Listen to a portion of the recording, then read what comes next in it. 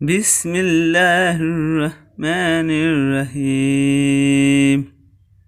صحیح بخاری شریف۔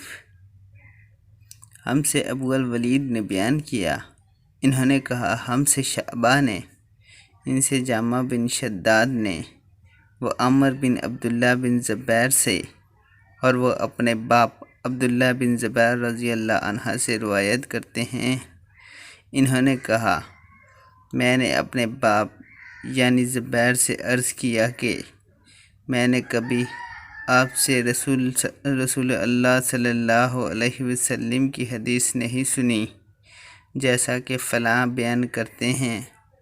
کہا میں کبھی آپ سے الگ تھلگ نہیں رہا، لیکن میں نے آپ کو یہ بھی فرماتے ہوئے سنا ہے کہ جو شخص مجھ پر جھوٹ باندھے گا وہ اپنا ٹھکانہ جہنم میں بنا لے۔